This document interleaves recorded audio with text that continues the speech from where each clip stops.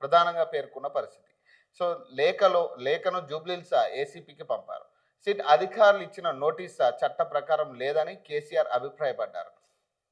అయినప్పటికీ బాధ్యతాయుతమైన వ్యక్తిగా విచారణలో పాల్గొంటానని స్పష్టం చేశారు. ఆదివారం మధ్యాహ్నం 3 గంటలకు నందినగర్ నివాసంలో అందుబాటులో ఉంటానని చెప్పారు.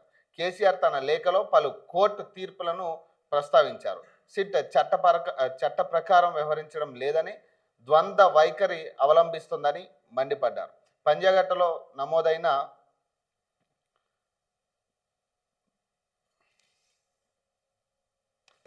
నమోదైన క్రైమ్ నెంబర్ 243 కేసు విచారణలో భాగంగా సెక్షన్ 160 సిఆర్పిసి కింద సిట్ అధికారులు ఈ నెల 29న ఇచ్చిన నోటీసులకు తాను అదే రోజున జవాబు పంపానని చెప్పారు.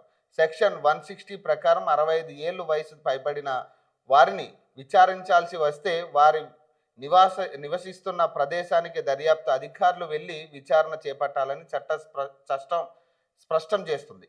గుర్తు చేశారు. తాను ఎర్రవల్లిలో ఉంటున్నానని, ఈ కేసుకు సంబంధించి తదుపరి సమాచారం ఏదైనా ఆ చిరునామాకే పంపించాలని కోరానని ప్రస్తావించారు.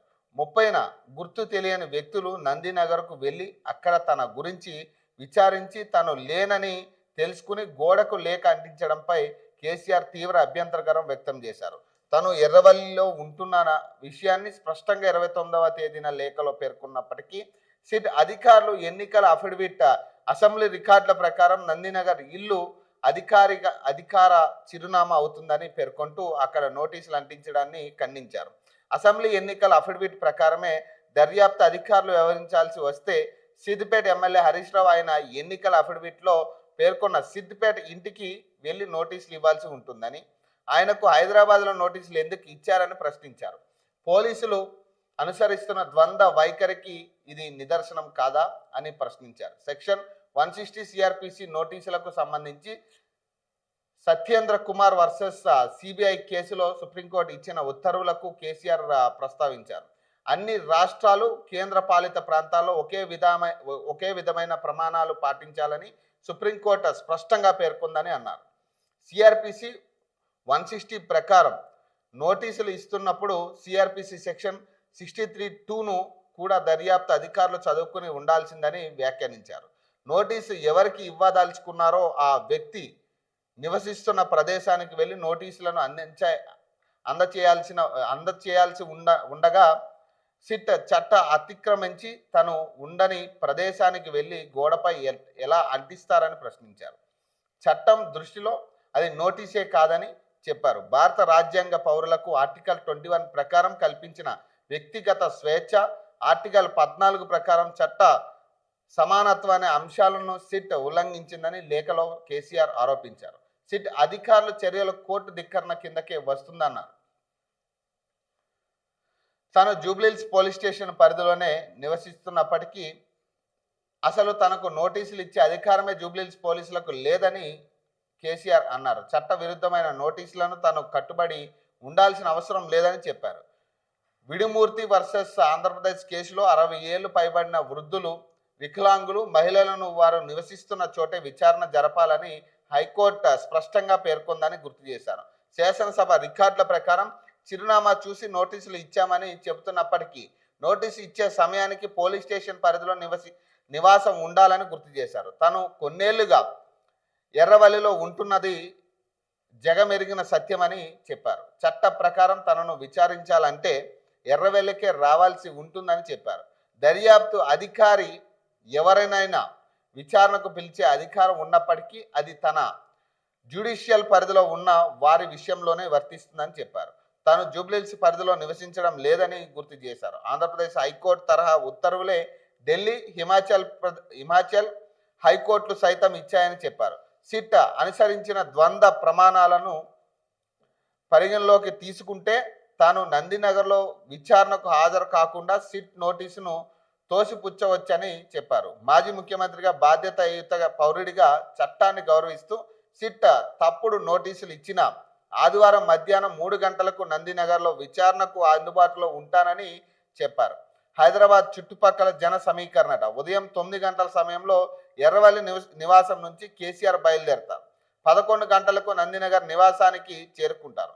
ఈ సందర్భంగా హైదరాబాద్ సమీప ప్రాంతం నుంచి జన సమీకరణ చేసేందుకు బీఆర్ఎస్ ఏర్పాట్లు చేస్తున్నట్లు తెలుస్తుంది. తెలంగాణ భవన్లో 3,000 మందికి భోజనాలు ఏర్పాట్లు చేస్తున్నట్లు సమాచారం.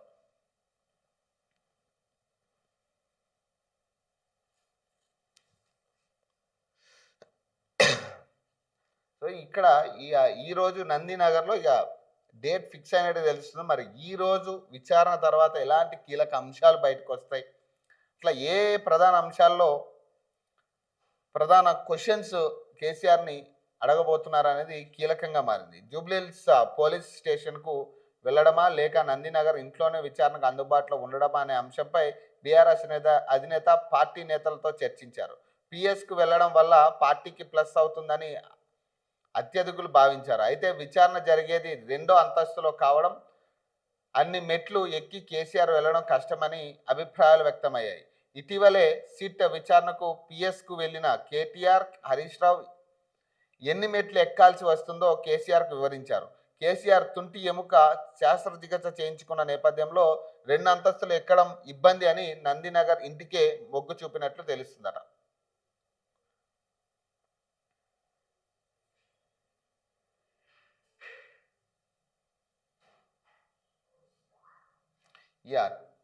ట్యాపింగ్ బాధ్యులు ఎవరట?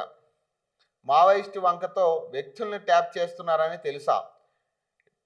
రిటైనర్ ఆఫీసర్ ప్రభాకర్ రావును రాధాకిషన్ను ఎందుకు కొనసాగించారు? రిటైర్ అయిన ప్రభాకర్ రావు రాధాకిషన్ను ఎందుకు కొనసాగించారు? ఆ ఇద్దరు అధికారులు తరచూ మిమ్మల్ని కలిసేవారా? కేసీఆర్కు ప్రశ్నలు సిద్ధం చేసిన సిట్ అట. ఫోన్ ట్యాపింగ్ కేసు విచారణలో కేసీఆర్ విచారణ సిట్కు అత్యంత కీలకంగా మారనుంది. అనాధికార అక్రమ ఫోన్ ట్యాపింగ్కు బాధ్యులు ఎవరన్న అంశాన్ని నిర్ధారించుకోవడానికి కేసీఆర్ విచారణకు ఒక అవకాశంగా మలుచుకోనుంది. ఇప్పటి వరకు అరెస్ట్ అయిన టాస్క్ ఫోర్స్ మాజీ డీసీపీ రాధాకిషన్ రావు, ఏసీబీ అధికారులు ప్రణీత్ రావు, భుజంగరావు, తిరుపతన్నల విచారణలో అంగీకరించిన విషయాలను వారు వాంగ్మూలం ఆధారంగా కస్టడీలో ఉన్నప్పుడు ఎస్ఐబి మాజీ చీఫ్ ప్రభాకర్ రావు వెల్లడించిన అంశాల ఆధారంగా కేసీఆర్ను ప్రశ్నించడానికి సిట్ సన్నద్ధమవుతుంది. రాధాకిషన్ రావు, ప్రభాకర్ రావులు రిటైర్ అయిన వారిని అదే స్థానంలో కొనసాగించడానికి కారణాలు ఏమిటి? ప్రతిపక్ష నేతలపై నిఘా కోసమే వారిని వాడుకున్నారా? అనే విషయాలపై కేసీఆర్ నుంచి స్పష్టత కోసం ప్రయత్నించనున్నారు. 2018 అసెంబ్లీ ఎన్నికల ముందు నుంచి ఫోన్ ట్యాపింగ్ ప్రారంభించామని, ఆ ఎన్నికలు తర్వాత జరిగిన లోక్సభ ఎన్నికలు, తర్వాత జరిగిన ఉప ఎన్నికలు, 2023లో జరిగిన సార్వత్రిక ఎన్నికల్లో కేసీఆర్ ఆదేశాల మేరకు చాలా మందిపై నిఘా పెట్టామని, ఫోన్ ట్యాపింగ్ చేశామని అంగీకరిస్తూ రాధాకిషన్ రావు ఇప్పటికే సిట్కు వాంగ్మూలం ఇచ్చారు. కేసీఆర్ విచారణలో ఈ వాంగ్మూలన కీలకంగా మారనుంది.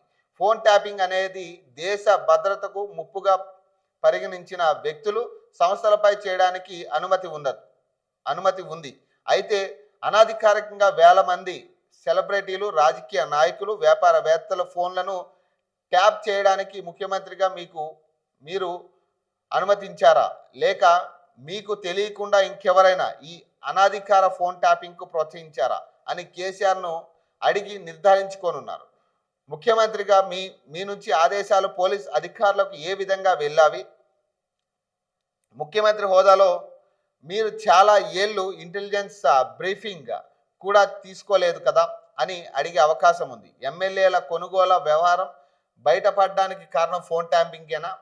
మీరు మీడియా సమావేశం పెట్టి వినిపించిన ఆడియో రికార్డింగ్లను మీకు చేరవేసింది ఎవరు అని కేసీఆర్ను అడిగి స్పష్టత తీసుకోనున్నారు.